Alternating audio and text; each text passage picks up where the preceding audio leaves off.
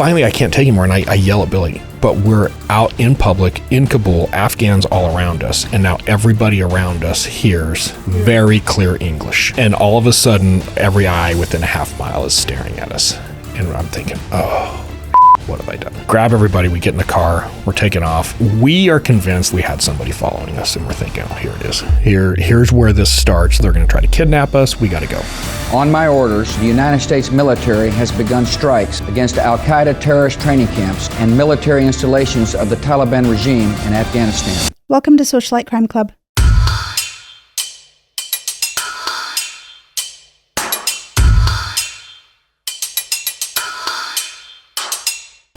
A lot of socialites are really curious about our personal lives. They're interested and inquisitive about things that aren't crime related in our lives.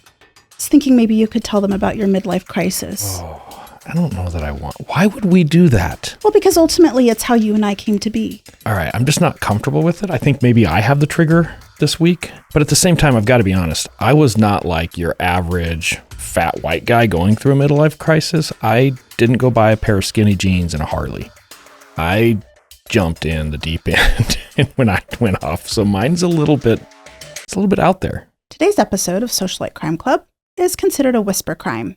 It is a lesser known or quiet crime that doesn't involve major headlines, but has profound impacts on anyone involved. Hey there, socialites. Thank you for joining us today. We're going to ask a favor of you. We don't typically ask favors of anybody.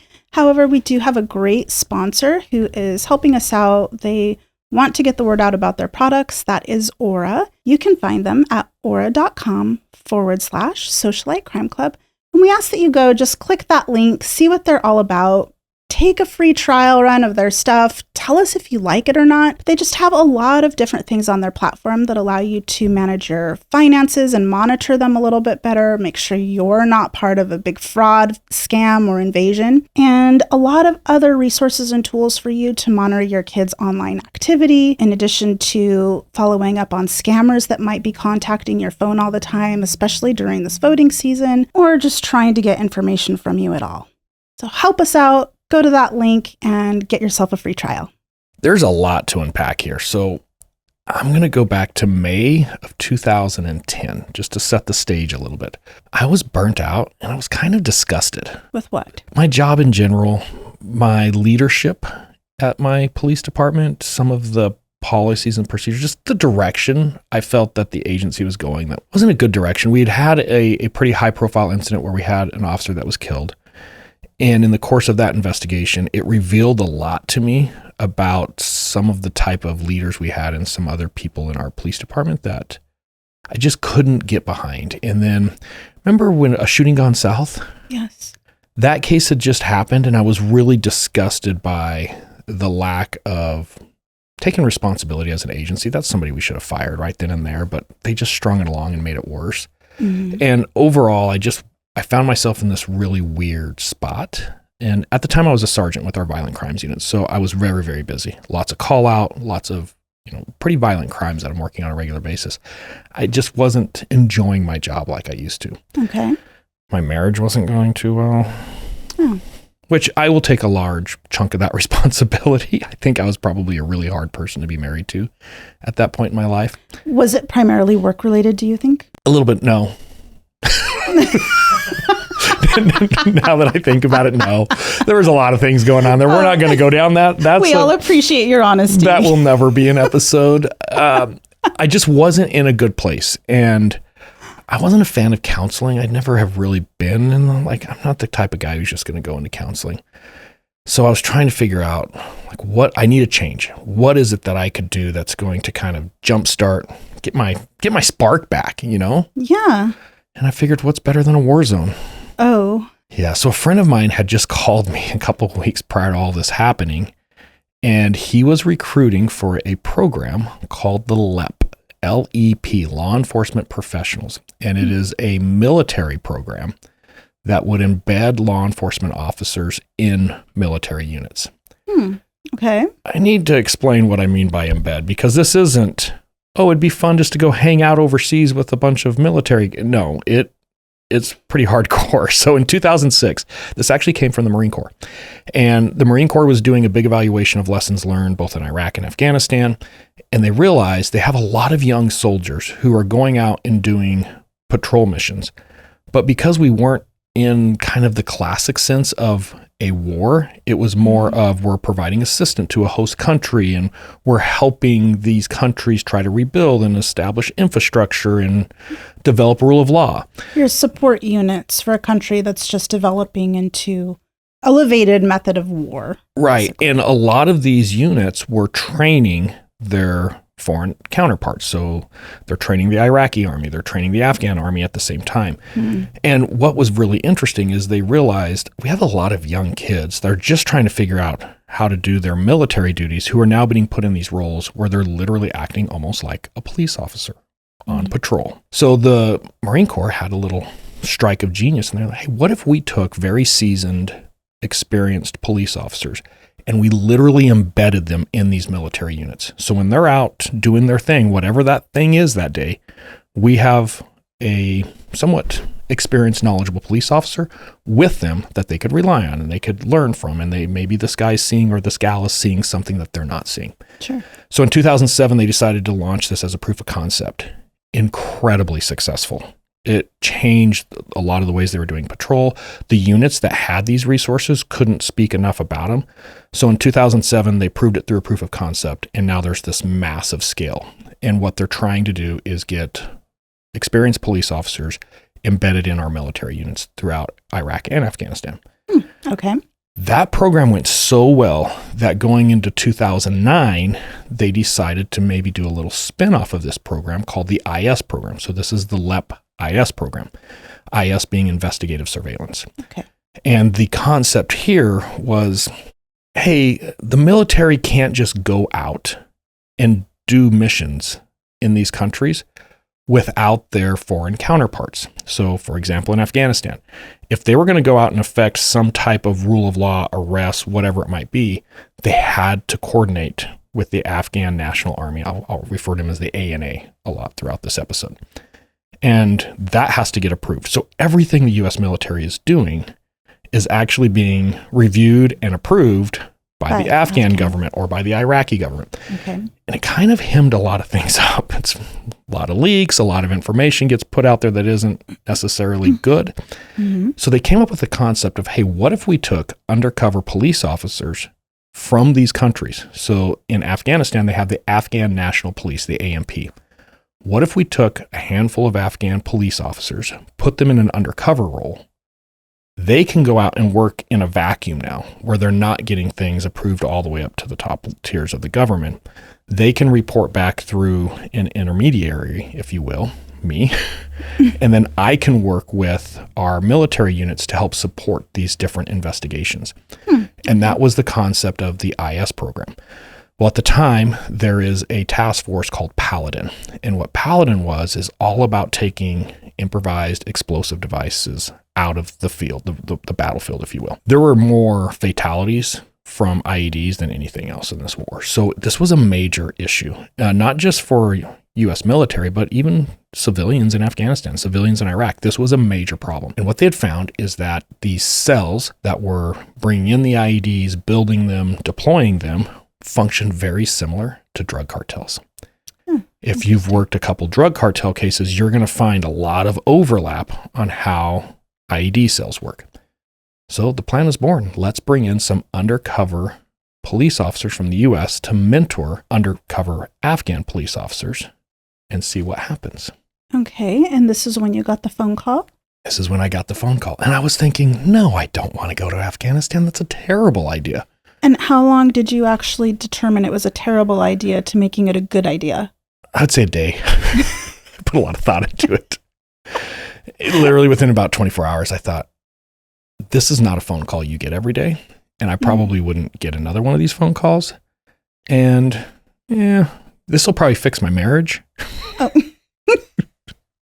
Okay, I'm excited to hear about this. Well, I have You heard know the story. but I'm excited for our socialites to hear about this. Yeah, so I went and talked to my chief, and my chief at the time was a lieutenant colonel in the National Guard. So he gets the big picture.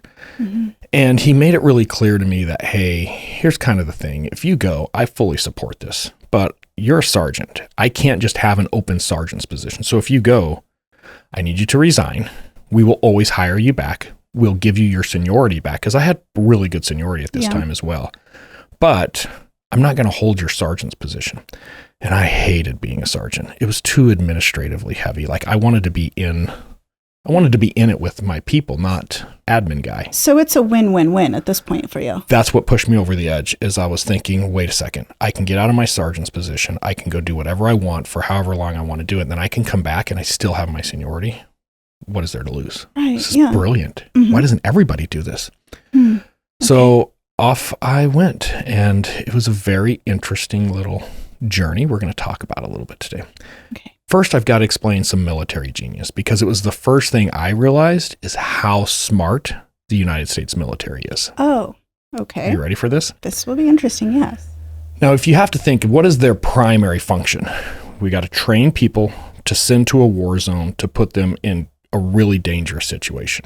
Yes. The average person isn't going to be excited about going to war, right? The average person isn't going to be, all right, send me in. I don't know. There are some people who are excited. You kind of were. I was excited for the experience. I will be brutally honest. I had a lot of wake-up calls where I'm like, what am I doing here? What the hell did I think of? Sure. But in general, there's a lot of people who aren't excited about this. So the process for me is I had to go through a number of classes in Virginia. So they flew me out to Virginia, nice hotel, got my own little hotel room, 3 meals a day. The classes are super boring, but the accommodations were actually really nice. But by about the 4th day, death by PowerPoint, I was just, get me out of here. I hate this. Kind of what we did to our socialites on our last live. Yeah, exactly. Yeah. And I thought, okay, it is time. Whatever's next, just let's do it. Well, next was Fort Benning, which is probably one of the largest military bases in the United States. Okay. And I'm with a bunch of civilians. Remember, we're not military. Yeah. And it was about 2 weeks of different classes. This is where Hurry Up and Wait was born. Okay. So you'd get yelled at, like, hurry up, we got to get over here. Everybody in line, go. And you'd go through your medical stuff. You'd get to the medical building you're supposed to do an eye check, 150 people in line. And you would stand there for 3 hours waiting to get your eyes checked. And then you had to get all your vaccinations. I think it was the anthrax vaccination I had to get. Uh-huh. It got all pussy and sticky. It stuck to my shirt for like 3 weeks. It scabbed over. It was all oozy. Maybe this is why you never get sick, really, because of the anthrax vaccination. Probably. Who knows all the other ones.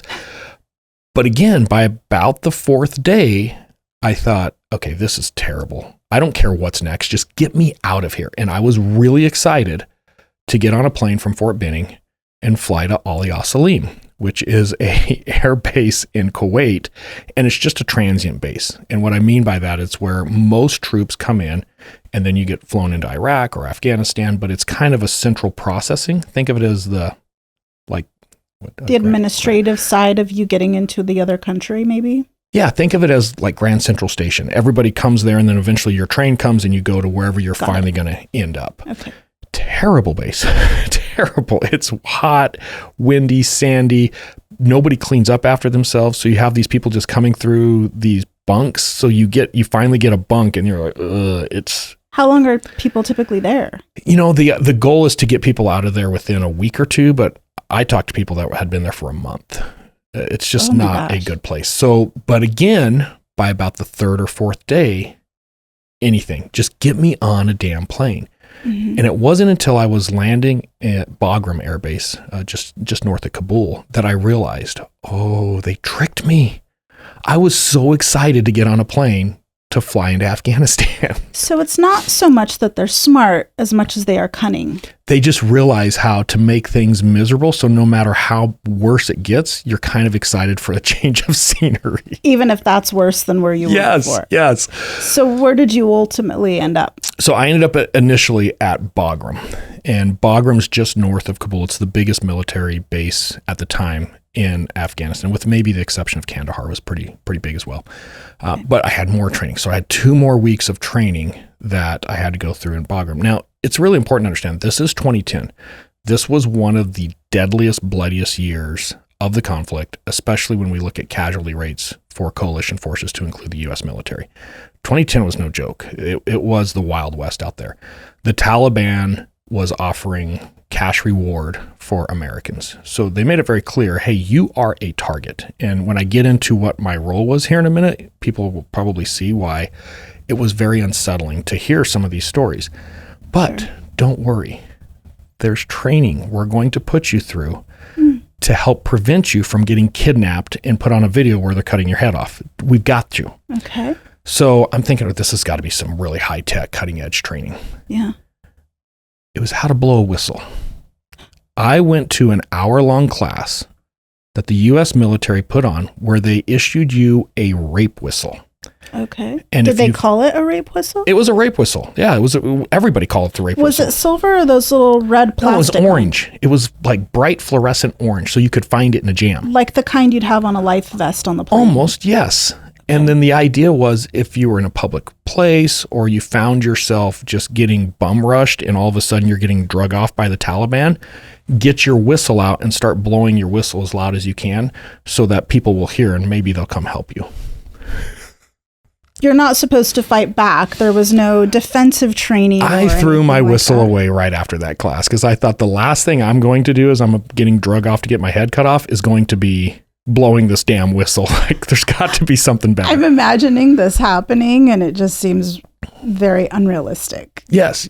So all of a sudden I'm kind of thinking, oh, this isn't nice. I got a couple pictures for you. Okay. This is the inside. I think this was a C-17 we were in. This is us coming into Bagram. I'm not in Kansas anymore. That was the other thing is I had a little bit of training that I had done with some military units. But for the most part, I am not a military guy. My entire career was in law enforcement. And then all of a sudden I'm learning very quickly how the military functions. I'm assuming that the people towards the back in the striped polos and plaid button downs are the police that are coming in? Yeah, that's my guys. That's me. They're like, you guys sit over there. And you know what? Good luck. All of our crap was packed in the back, basically. So everything, and it's very efficient how they put people in and out. This was my home. So when I got to Bagram, I got assigned to live here for about 2 weeks. It looks like a trap house. It kind of was. My college daughter told me about trap houses, and that was the first time I've ever heard of that. And this is what your house reminds me of. What do you think the inside of a trap house looks like? Like wood walls, just like that. Low ceilings. It's Lots very of mattresses. Dark. That green carpet. What is that? Is that turf? That's turf. That's turf. Yeah. Those are mattresses with like just zero bedding on them. So I'm assuming you just take your sleeping bag in there. You just roll it out. Yeah, you get a little whoopee. Those whoopies were so comfy though. You can see one on the back right. I loved that thing. It saved my life. The whoopee. Yeah, the little whoopee. Now, it was really interesting. We were right next to a little heliport. And when I say right next, I got another picture for you here in a minute. It's all Blackhawks, so the big helicopters. And they would warm up. So they've got to get everything up to temperature, and they would sit there and just right?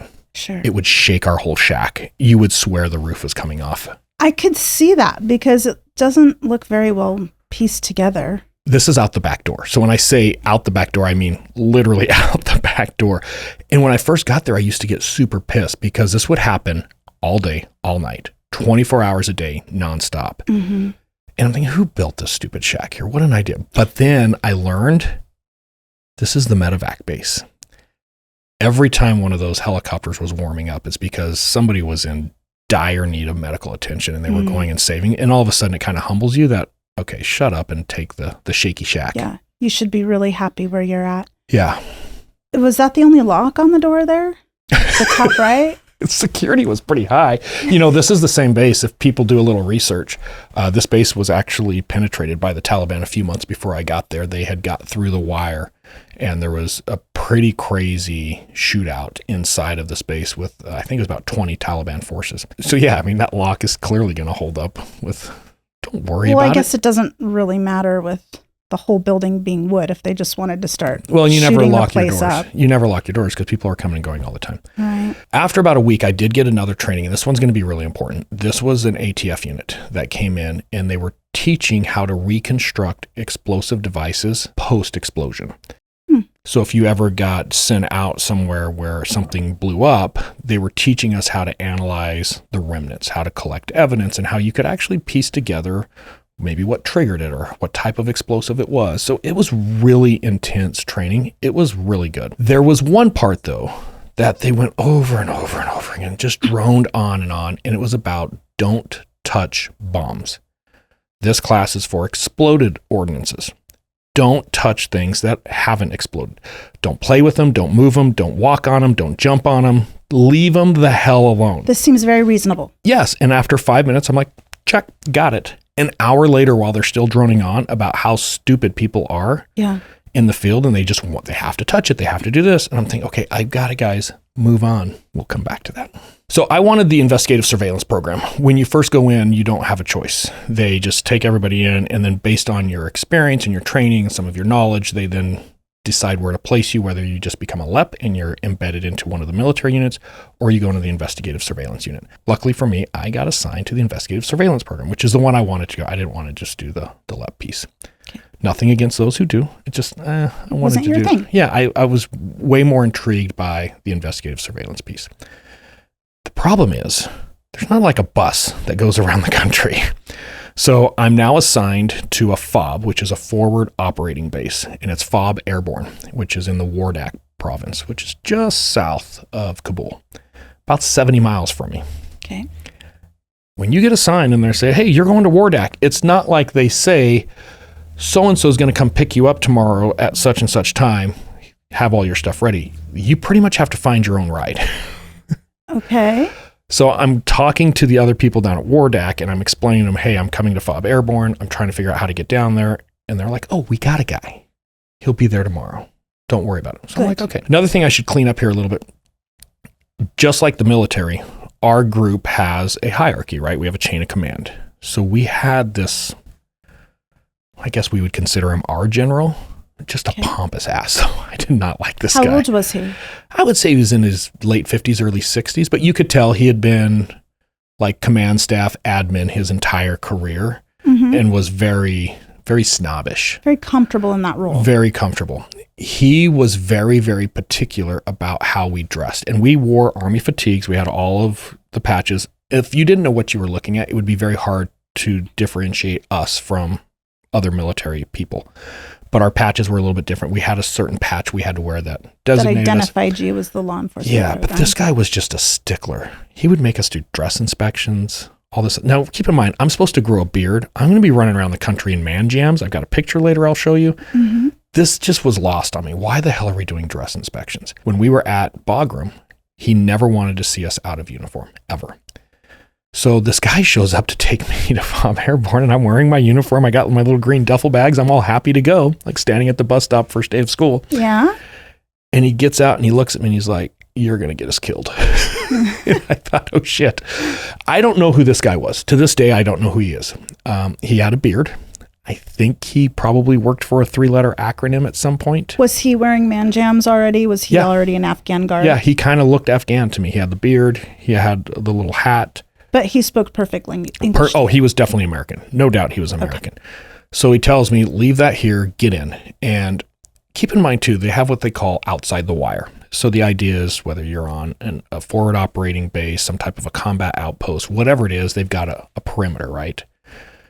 To go outside of that perimeter is very unsafe. So typically it is a very planned, detailed mission. Groups go together. You have convoys. You do this, you do that. And they've been explaining this for over a month now about traveling outside the wire. Because it's kind of like going off of the resort property when you go down to Belize or something. It would be like going bugling on the reservation. There's a good chance you're going to get arrested, right? Or shot. Yeah. So I've been told multiple times, you don't do this. First thing he tells me, get in the car, come on. And boom, off of Bagram we go. And we go to a little Afghan bazaar, which is kind of a flea market. And he walks me in there and he takes me up to some lady who's selling all the little man jammas, the little pajama looking things. And he's like, you need that, you need that, you need that. Pick out a couple scarves, grab that hat over there. So I buy all this stuff. And did you have the currency that they take there? Or did they he pay love U.S. currency. They love cold hard cash. You had little kids trying to sell you pirated DVDs the whole time. Any movie you wanted to see, movies that weren't even in the theater, Afghan kids have, and they're trying to sell you. And cash is king. They have little cheeklists and everything too. Yeah, the whole thing. It's kind of like going to Tijuana. Yeah. It's very similar to walking on the streets in Tijuana. Interesting. So he takes me back, he dresses me up, and I'm kind of Afghanistan now. So except you don't have a beard. I just have a little bit of scruff. Yeah, I'm early in my beard growth here. Okay. And in Afghanistan, there's what's called the ring route, which is one big road that basically makes a big circle. That's why they call it the ring route. We have about 70 miles on the ring route. He starts to explain our roadblock protocol, which I had never heard before. I don't have this training. Okay. And he explains, hey, there's a lot of times that the Taliban will take over the Afghan National Army's roadblocks because there's roadblocks everywhere. That's how they can control who's moving where. Sure.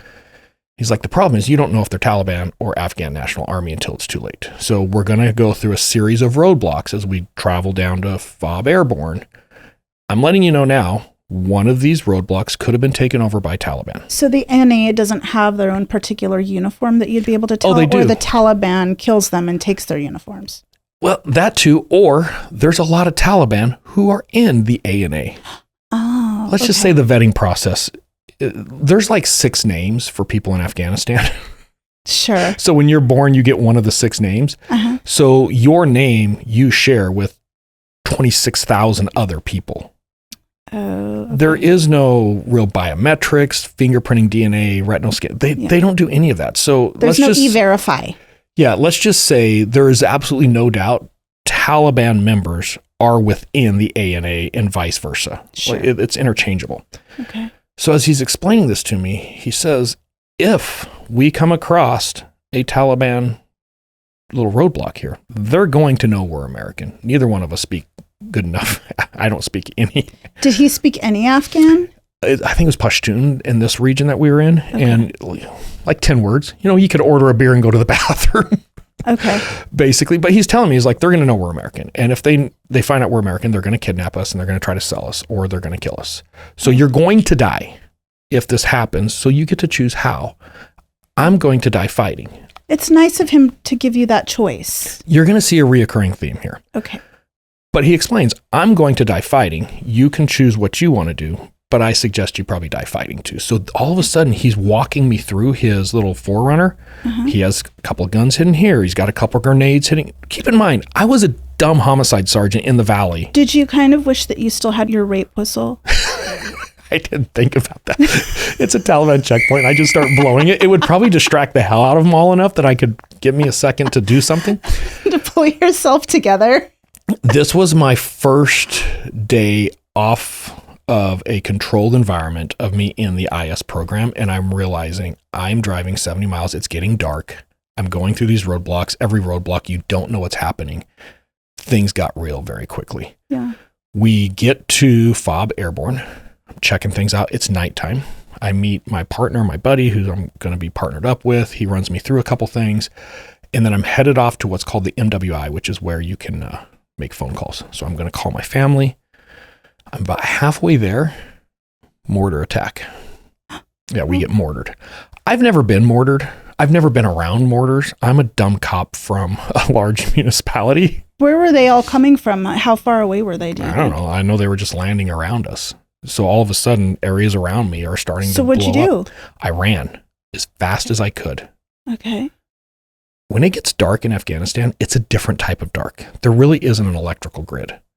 So at nighttime, it's dark. It is dark. I ran square into about a 3-foot ditch, fell down, knocked the wind out of me. I couldn't breathe. I'm sitting there. We're getting mortared. And I'm thinking, this is it. This is how I'm going to go right here.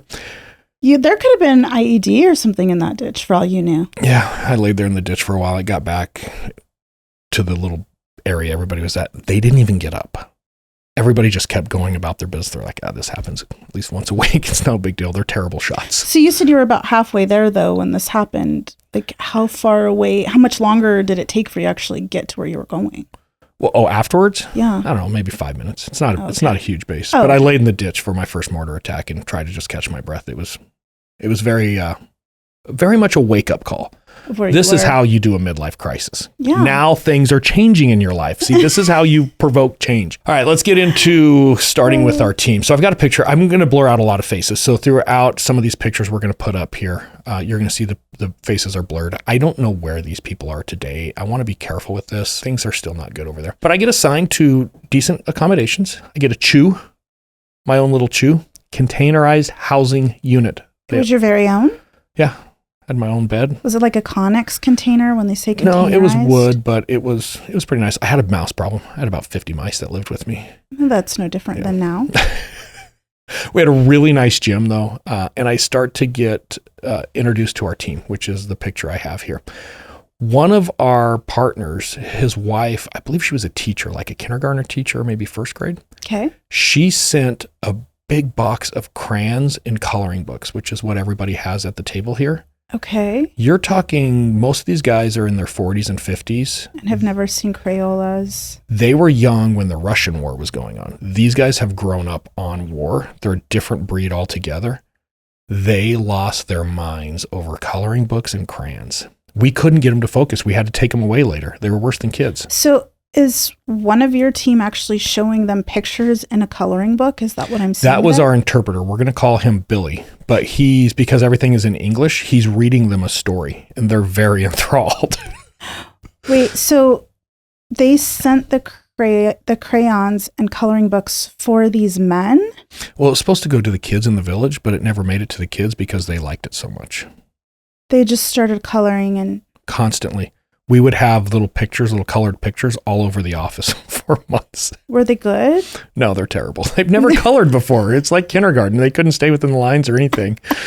But it was interesting. That's one of the first things I noted is, man, is there a big gap here of just realities, right? It's super interesting. That's interesting. This big gap, if you will. This is us briefing up our team here. I'm actually setting up the computer in the back on the left-hand side there. You can just see my back. And the green shirt standing up, that's Billy. That's our interpreter. Good kid. And then the guy with the Chicago Bears, that's Tim. He was one of the IS LEPs as well. He was a homicide detective sergeant in Chicago PD. And was Billy part of the A&P or what was he? Nope, he was a civilian who spoke English, and they have programs where they can basically get hired as interpreters for the U.S. military. Oh. So he was one of our interpreters. Got some good stories with Billy. So we're briefing the team here, and essentially how this is going to work is we have been approved to pay for certain explosives. And we're explaining to the team through an interpreter, here's the deal. RPGs are bad.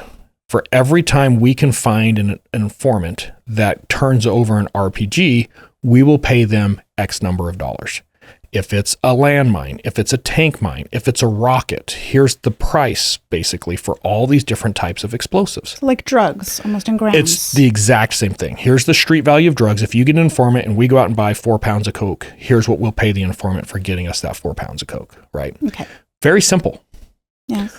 One of our guys, his back is actually to you right now, disappears after this meeting. We completely lose contact, which was interesting to us because at the end of the meeting, he stayed behind and he was very, very interested about, you're telling me you guys pay for X, Y, Z, but if and we're like, yeah, and he's like, I know where we can get all of this stuff right now.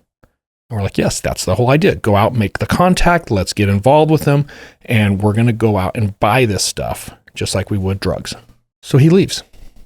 Okay. We don't see him for 4 or 5 days. Oh, dear. Then we get a call from the guard shack. They're pissed.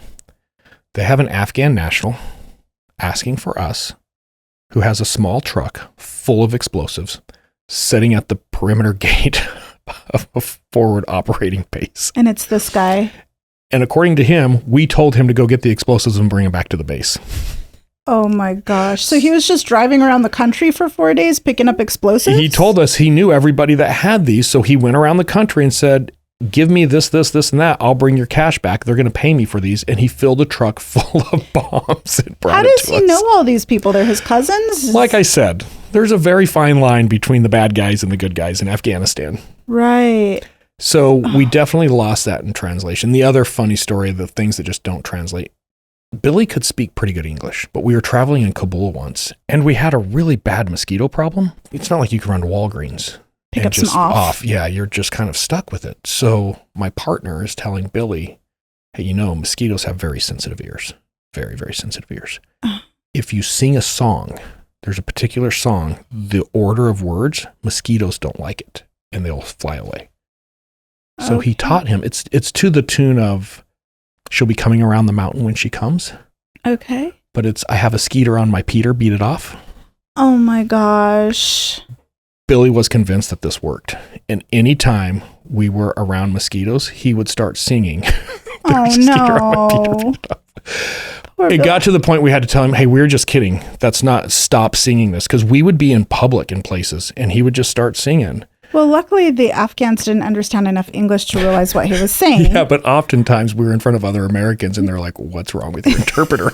Like, how old was he? He was young. He was maybe 20.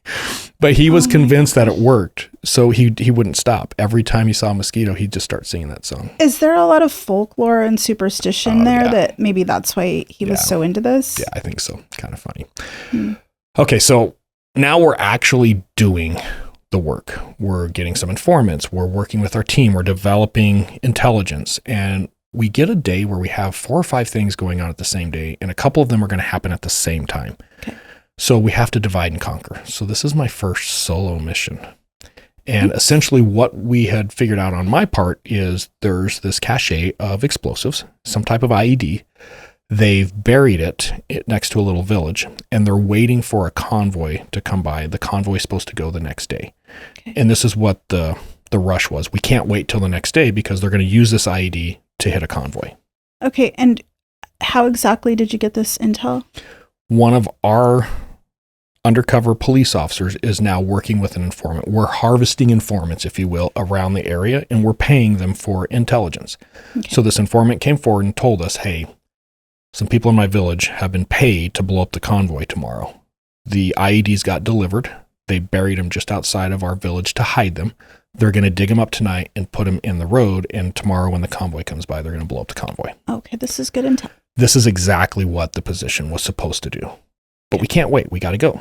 Right. So we brief it up. I get a small group of Army guys. I don't know, maybe 20 of us. It's very young, very motivated captain. And we get a canine. So we have an explosive canine. And we have lat-long cords of where they think the explosives are at. So off we go. So we roll out there. And I think we have 2 MRAPs. MRAPs are basically up-armored school buses.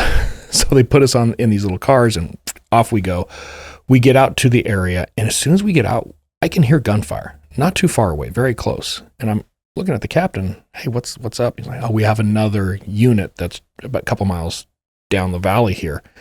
They're in a tick, and a tick is troops in contact. So they came across contact with bad guys, and now they're in this little firefight. It's like, we need to hurry. We don't have much time. Find this thing and get out of here.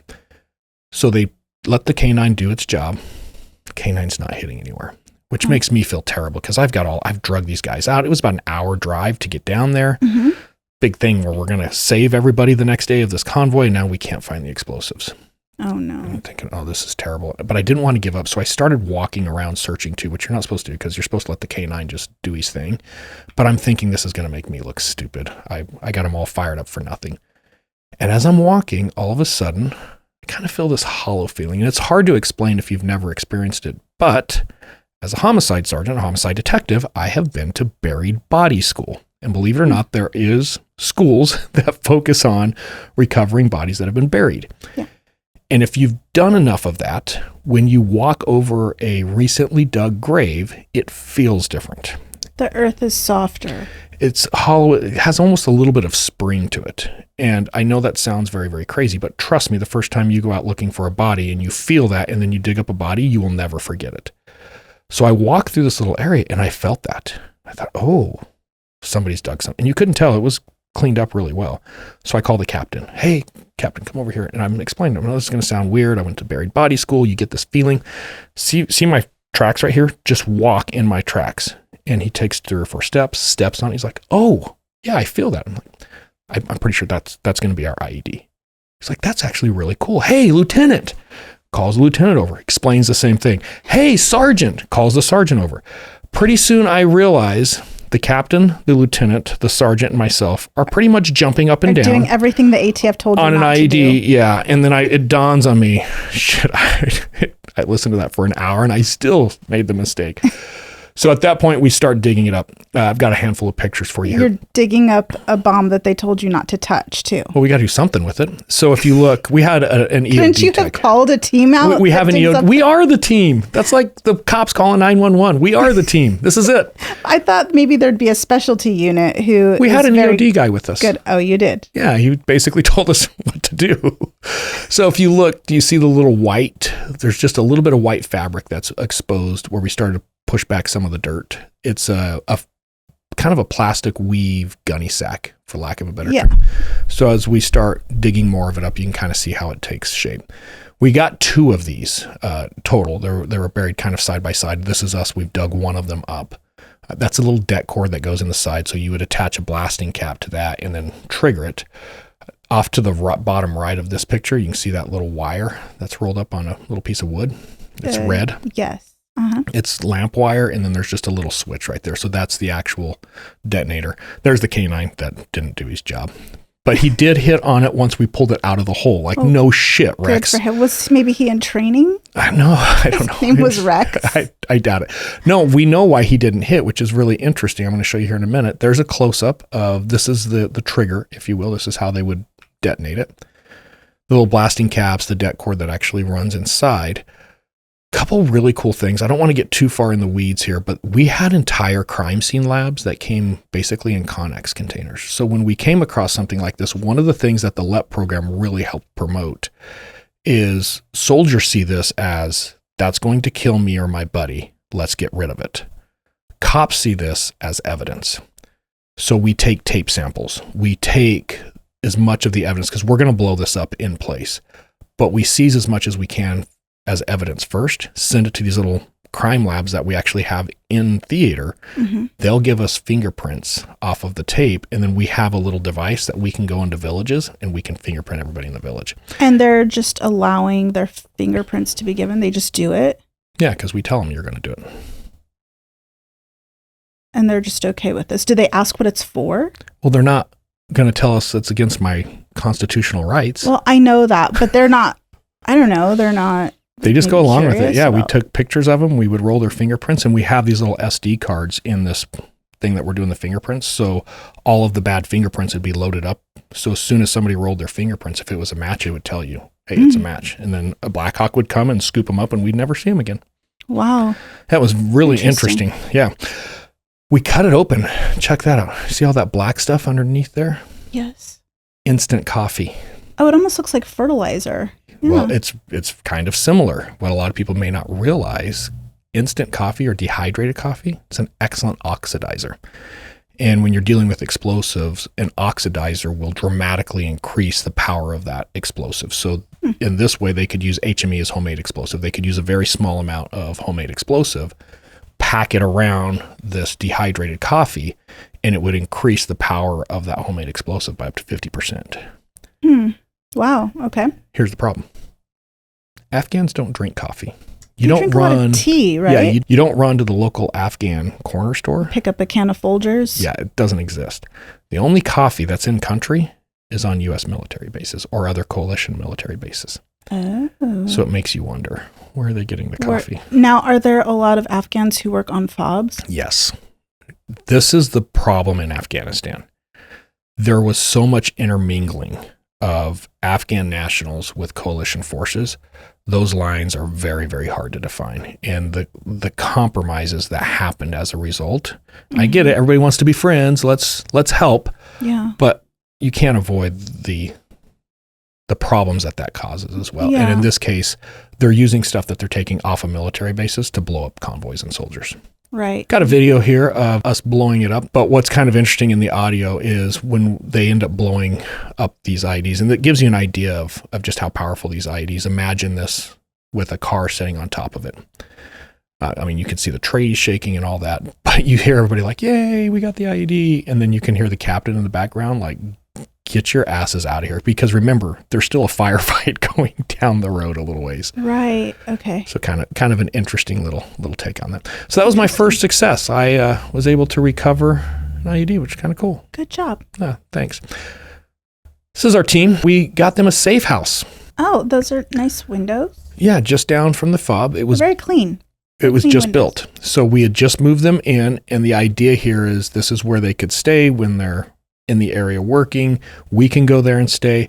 And I was talking a little bit about outside the wire. We did a lot outside by ourselves with just our Afghan partners. We traveled way more just by ourselves than we ever did with military convoys, which if you talk to a lot of military guys, you just didn't do that. Like they went out in force. When you say this is a safe house, is it on base? No, this is out in the countryside, completely unknown, even to U.S. military. It is a safe house where we can hide our team in the event that something bad is happening or they need some type of refuge. Just kind of always thought of that whole area as not being very safe. So it's not. It's terribly unsafe.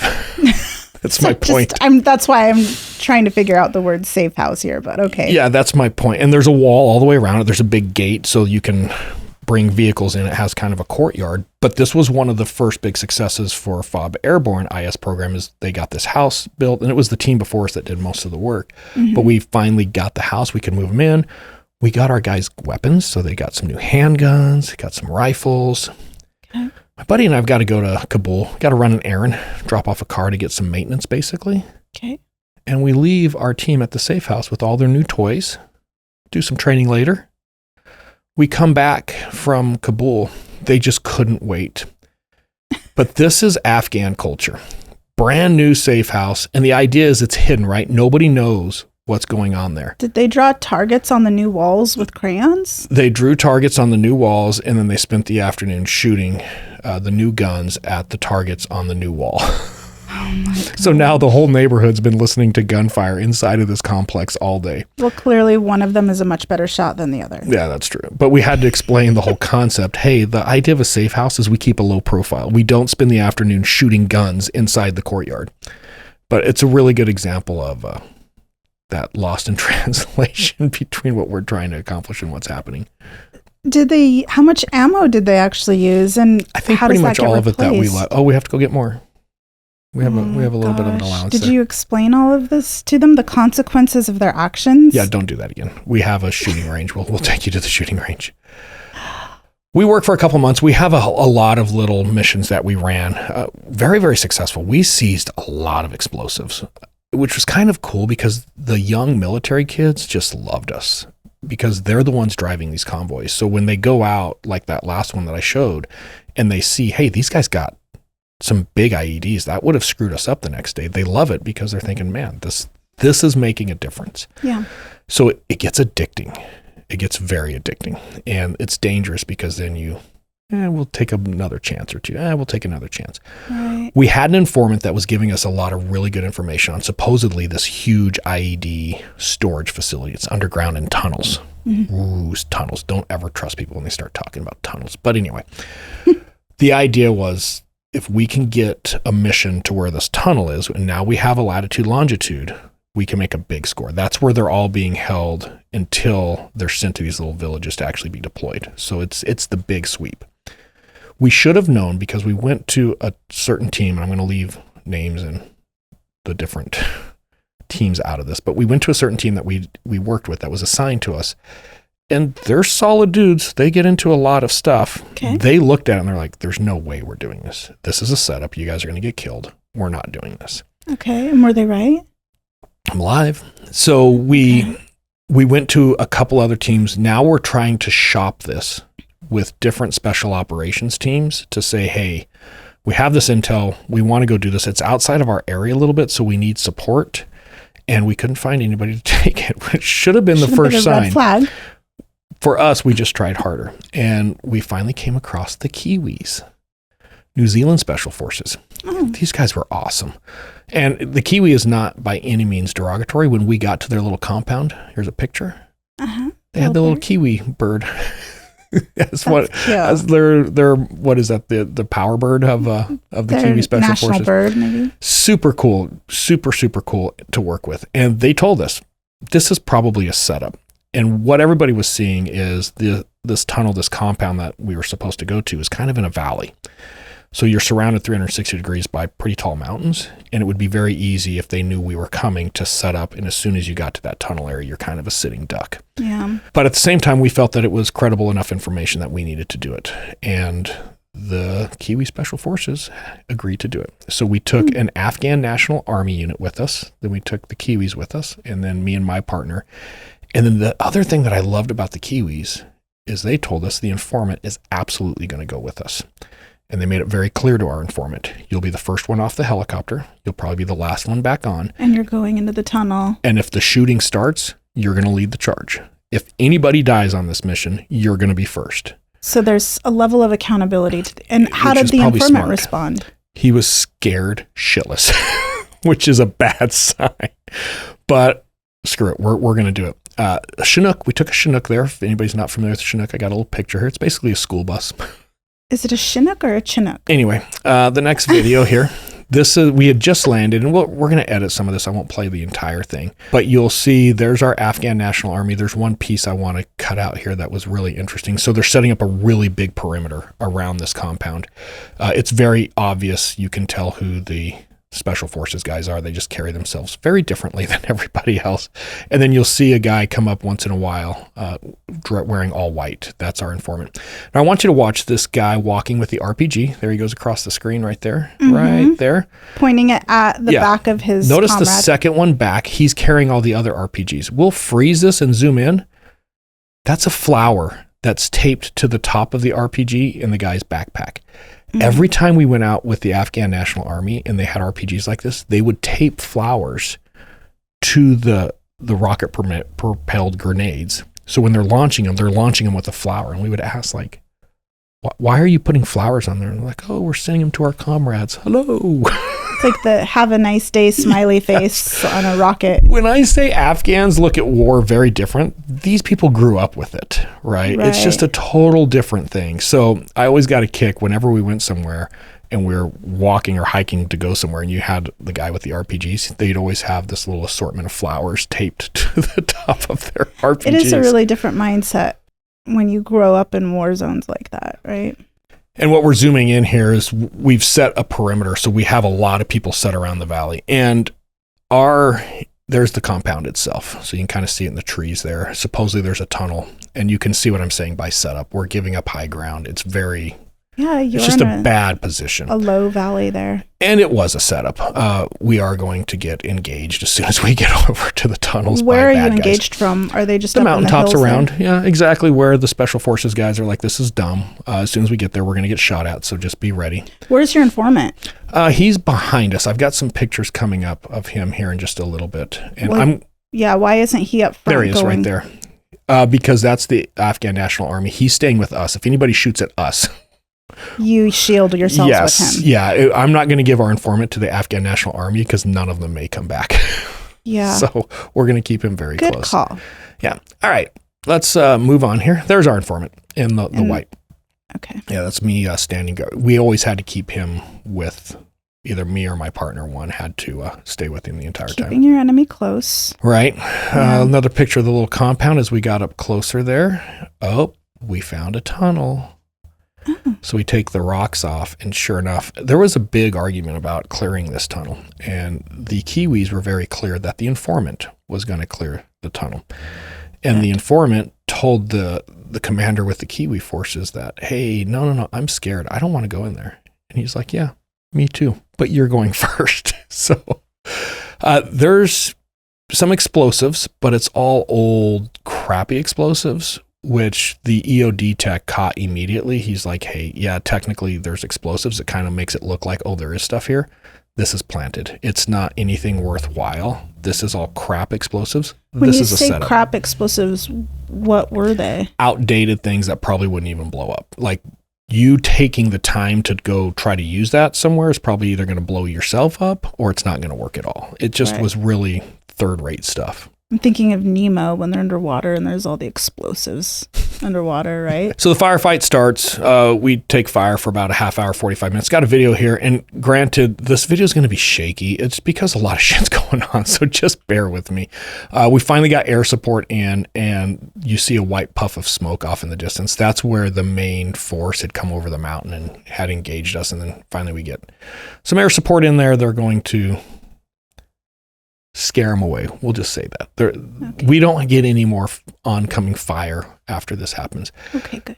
So the idea now is the landing zone was very hot. We couldn't bring a helicopter in to get us out because we're taking fire. Finally, they clean this up. They're going to pop a little bit of smoke here, and we have a helicopter coming in to pick us up. I've never had this happen before. I've never been out in the middle of like a gravelly area with a Chinook coming in. And I noticed everybody around me, they had these gaiters that they started pulling up on their face, or they were positioning themselves. And I'm thinking, well, this is kind of cool. Like, there's a lot of cool stuff happening here. I want to catch the helicopter coming in. So when I noticed everybody else trying to take cover, I'm just going straight cinematography. I want the good shot. Yeah. I learned very quickly that doesn't work well. See, he was smart. He turned around. Oh my gosh, it's like a gravel tornado. It is a small tornado. It reminds me of something you'd see in a Hollywood movie on Mars when there's some type of weird weather force on Mars. Or I was picking rocks out of my crap for 2 or 3 days. Everything I had was covered in these little pebbles and rocks. It was pretty interesting. I had them stuck in my neck. It was pretty intense. That is crazy. But yeah, we got out of there, and just like everybody told us, it was a total setup. But my point there was... Did you ever do it again? Yeah. Yeah, we went out a couple days later. Set up valleys? Yeah.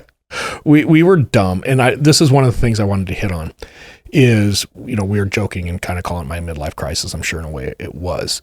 But I found myself very quickly getting addicted to that rush of going out and doing these. It was a good thing. Everybody was really happy when it was successful.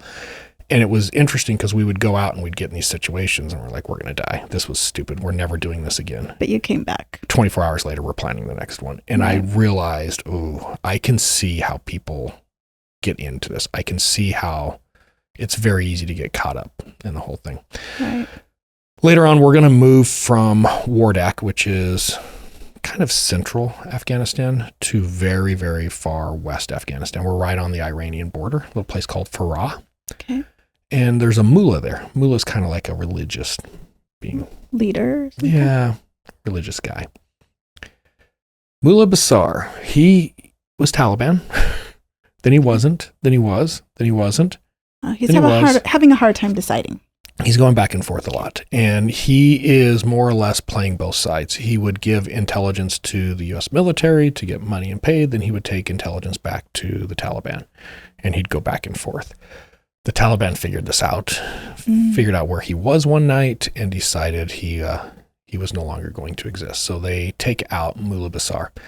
Because he was also considered kind of an asset for the U.S. military in the area, they sent me and my partner out there to do a homicide investigation. Oh. Which was kind of interesting. So I've got a handful of pictures here. We got a small team assigned to us to actually get us out there. And the murder happened on top of this little clot here, or the house that the guy let him stay at. And it was Mullah Basar and his son were sleeping on top of there when they were attacked. So we've got a perimeter established now, and we're working the crime scene.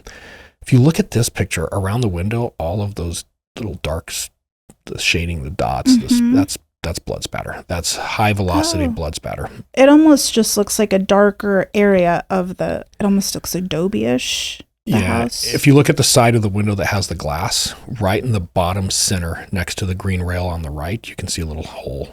That is the bullet hole. AK-47 for sure. We recovered a couple of the rounds.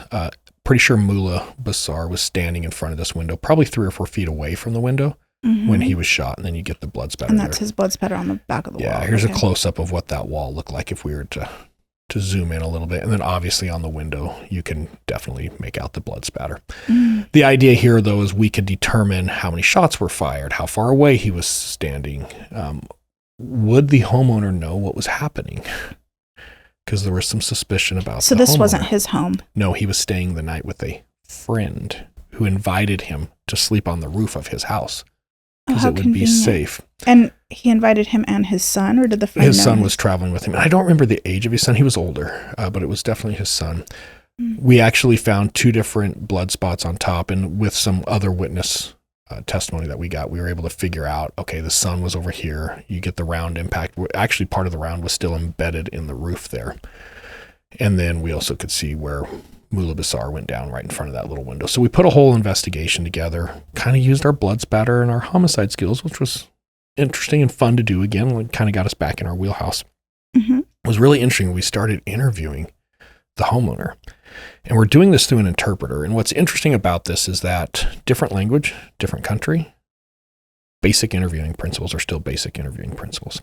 Mm-hmm. And at one point in the interview, and I know this sounds very minor, he says, anymore, because people don't wear uniforms, you can't tell who's Taliban and not Taliban. And I stopped the interpreter and said, hey, are you sure he said the word you, or did he just say anybody? He said, no, he was very clear. And the word, and again, I don't speak the language, but he was like, no, he meant you. And I just remember the hairs on the back of my neck standing up because I'm thinking, oh, he's telling me. People will tell you everything you want to hear. You just have to listen. You have to read between the lines. Yeah. And it really hinked me up. So we started an investigation on that guy. Sure enough, he was Taliban. He was the one that set this whole thing up to have the mullah killed, blah, blah, blah. I don't know whatever happened with it because at some point we turned it over and we're out of it altogether. Wow. Yeah, kind of interesting. Mm-hmm. My last little side story here for you. Okay. We got a lot of training on you're going to be running around by yourselves. You'll have a driver who will be one of your Afghan police officers. You'll have your interpreter, and it's just the 2 of you, 2 dumb American cops driving all over Afghanistan. What could possibly go wrong? Right. And we got quite a bit of training on kind of this escape and evade. If you guys are ever discovered, if someone's trying to kidnap you, if somebody's chasing you, here's some different tactics of what you could do.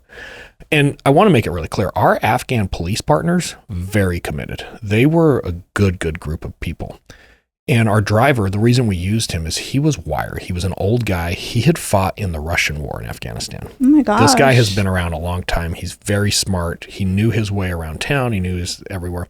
And we actually became really good friends over time. But I remember there was this one particular incident I'm about to get into where we're worried. We're thinking, oh, we're in trouble this time. And he looked at me and he says, we died together. That's the only English he could say. Okay. And I'm like, no, dude, we ain't dying. I don't know what you're talking about. He's like, no, we died together. And I'm trying to explain to him, like, no, shut up and just get us out of here. No one's dying. Like, let's go. He also has a very different mindset on what it means to be at war with comrades. Yeah. And as I'm kind of yelling at him, like, stop the whole dying talk. Like, let's get the hell out of here. My interpreter is explaining to me. He's like, no, he's trying to tell you, don't worry. They're going to have to kill him first. But that was his mindset. And I'm like, holy cow. But that sets the stage of what's happening here. And this one was my fault. And when I say this was my fault, we were interacting in an area in downtown Kabul. There's a place we could take our cars to get them serviced. And it was an Australian company. So we would take them there and the Australians would fix our cars and maintain our cars. And we'd take them. It was pretty regular. Every other month or so, we'd have to go there. Billy, our interpreter, got into a very heated verbal argument with the Afghan guy guarding the front gate of this compound where this auto repair shop is. Oh, no. To the point I'm thinking they're going to get in a fight. They're physically going to fight because they're just going, I don't know what the hell they're saying. Was this just something that the Afghans do culturally, Yes. kind of like people from Boston? Yes, or? I just needed to relax and shut up. But I'm worried that Billy, and Billy can't handle himself. We used to pick on Billy all the time. He was like a little kid brother. Yeah. And I'm thinking, Billy, you're picking fights for us. Like, you know that. You used to pick fights for me. Yeah. So anyway, finally I can't take anymore. And I yell at Billy and I just say his name, Billy. But we're out in public in Kabul, Afghans all around us. And now everybody around us hears very clear English. Your American And all of a voice. sudden, I swear every eye within a half mile is staring at us. And I'm thinking, oh, shit, what have I done? So we grab everybody, we get in the car, we're taking off, and we are convinced that at first we had somebody following us, and we're thinking, oh, here it is. Here's where this starts. They're calling their different people. They're going to try to kidnap us. We got to go. So we're making hot laps around Kabul. Because of your lack of patience. Yeah. And when I tell people driving around Kabul, because of my lack of patience, I see what you did there. You're such a jerk. I have a little video here of what traffic in Kabul is like. And now you may think it looks like you guys are driving on the wrong side of the road. You are. We are. Yeah. Our driver on a regular basis, if he didn't like the way traffic was flowing on one side of the road, he'd just jump over to the other. What is that dangling from his mirror? I think that's the little Muslim Allah, please don't let us die in traffic badge. I don't know.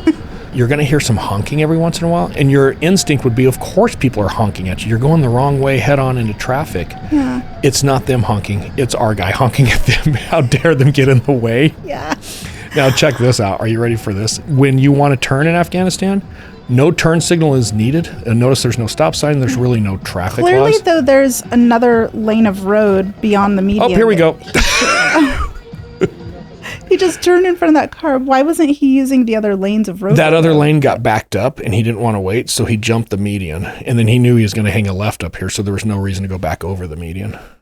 Oh, my God. That's just driving in Afghanistan right there. That's all that is. So right. we spend about 30 minutes driving kind of like that, all over, going in circles, trying to make sure nobody's following us. We get stuck in traffic, but we're feeling pretty good that we're out of it. And as we're sitting in traffic, kind of the blood pressure is coming back down. The pulse is coming back down. Is the music still playing? Oh yeah, we still have the terrible music. That's one thing he would not turn off. But we're relaxed now. We're like, okay, I think we're going to be okay. And all of a sudden, bam, we get rear-ended, which freaks us out. We turn around, and when I first turn around, this poor horse is actually crammed up against the back window of the 4Runner. Like his head is off to the side, and his front shoulder is actually pushed up against it. Oh my gosh, his head looks a little dented in. Was the horse okay? I don't think that horse has ever been okay. Look at that horse. Poor thing. He does look pretty run down, doesn't he? But he see his little cart and then the white car. That's why this guy starts yelling. This is horse road rage. The white car behind him rammed his cart, and the cart launched it forward. So then the poor horse got crammed forward against us. So we got rear-ended by a horse. That is crazy. Yeah. Okay. Well, again, wow. welcome to Afghanistan. Another little picture I have here. We'll try to clean this one up a little. This was one of our trips into Kabul. Notice the two seats, the back seats from the van, they took them out and they tied them to the top along with the spare tire. Yeah. That's because they're going to the livestock auction, and the van here is full of sheep. Oh. But there was one sheep left that wouldn't fit inside, so they tied him on top. If you look really carefully to the spare tire, the right side of the spare tire, it's a sheep head. Little head. He's alive. He's not dead. So as we're driving by him, like he's just looking around like it's perfectly normal. Tied to the roof of the car. Yeah. Oh my gosh. Yeah. Things are very different there. Very different. So I threw a couple pictures in just at the very end. I knew you were going to ask, like, hey, what is the beard? This is when I got more of my beard. This is some of our American team. So these are all cops out of the U.S. And then that's what I look like with a full beard when I'm young. You were so young. Look how handsome you were with the beard. That's my midlife crisis. How dark right there. your hair was. So back to how we started. Calm yourself. Good Lord. Back to where we started. I finish up my little tour over there, if you will, and I come back to the PD, and I sit down with the chief, and of course, hey, yep, happy to have you back. Like I said, you can keep your seniority. What shift do you want to go to? Where do you want to work? And I'm looking at the schedule, and I'm thinking, well, there's nothing worse than days, because it's the worst calls, all command staffs around. I don't want to hang out in that environment. So I chose weekend graves. Yeah. Yeah, you and did. I show up to briefing the first night, not really knowing who's all on the weekend graves team. And lo and behold, there's Keri. On the weekend graves You want to tell our socialites what you thought of me then? I mean, you're giving me these eyes now, but how about then? What'd you think then? Well, I really didn't know who Cy was at that point. I really didn't know very many people in the police department. I stayed in my bubble and I did my thing. And then when I heard that this guy was coming to graves, and everybody knew who he was. But I thought to myself, if you could have the choice to work any shift you wanted, why would some idiot pick Graves? This is the dumbest thing ever. And I just blew him off. You thought I was an idiot? I did. I thought you were probably one of the dumbest people on the planet for choosing Graves, because I was exhausted Nothing all like the time. first impressions. I was tired of being tired. I had really long days. I probably never slept more than 4 hours before any or every shift. And I'm the idiot. Yeah. But anyhow, you came to Graves and then we became friends. Yeah, it was good. And I do want to make something really clear to people. This was a very defining moment of my life. I think everybody should have to experience something like this. It was dangerous. It was dumb. I tell people all the time, it's the smartest, dumbest thing I've ever done. But it does change the way you look at things. You realize how spoiled you are. You realize how good you have it. And I will say the thing I think that I took from this the most is when I came back and I got started back with the law enforcement job, it really helped me define, okay, there's things I want to do. I'm not getting any younger. I need to make good decisions. I need to surround myself with good people. I need to get out of toxic relationships. I need to stop allowing people to take advantage of me. Like, there's different things that you learn in that process that just makes it very clear there's no better time than now. And I think that was the real takeaway. And I make fun of my midlife crisis, but it really was, because I went through this transformation in about a 6 to 9 month period that when I came back, I was incredibly focused. In my opinion, some people might disagree, I fixed my family issues. I fixed my family life. There was things I had to manage there and just take care of. I got really focused on where I wanted to go individually, as starting a company and growing a business that I knew I could do. I just needed to get the right people around me. And what I loved about our relationship is we were really good friends, but we were just friends. You had issues that you were dealing with personally. I had issues I was dealing with personally. We kind of went and took care of all of our nonsense and our baggage.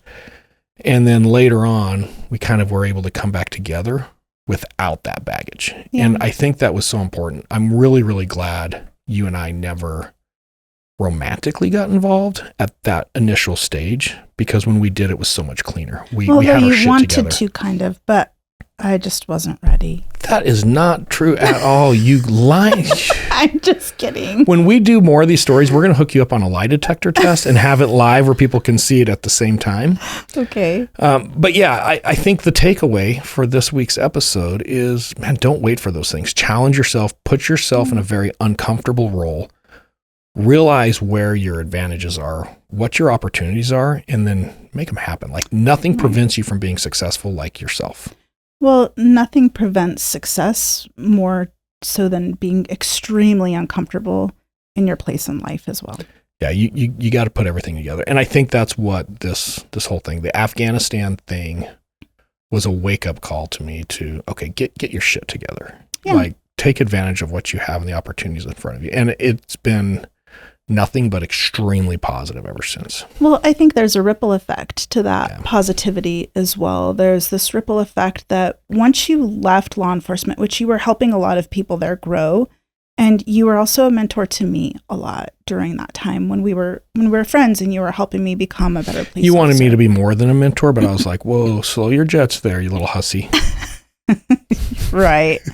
So, but beyond then law enforcement, now you're becoming a mentor towards other people in other states, at other agencies, and they're building upon that reliance with people that we hired at our company, and then other people are beginning to rely on them for the expertise. And it was this really nice divergence of knowledge across law enforcement. There's nothing more intoxicating than watching people's success that you helped build.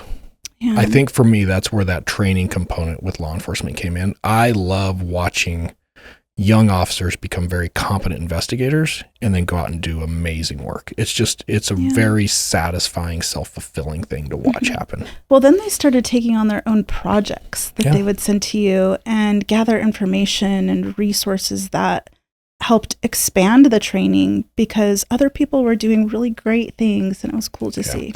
And, you know, to do that, you've got to have those experiences. I've said it multiple times. Knowledge without experience is bullshit.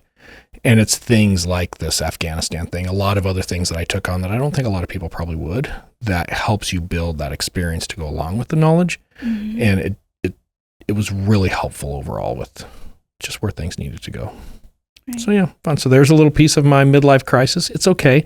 I probably should have bought the Harley, but no, you shouldn't have. But it is a little bit more about Cy and I personally. If you enjoyed today's episode and you want to see more about the LEPs in Afghanistan, a good friend of mine, Dave Sherman, wrote a book, Outside the Wire in Blue. We've got a link here. It's linked in our book club. Check it out. We hope you join us next week for Killer Catfish. It's going to be a real shitty job, but I think you probably need to check out the sewer treatment plant. It might be worth your time to actually see what's in the pond. Did they send divers in? No shotgun. I felt terrible.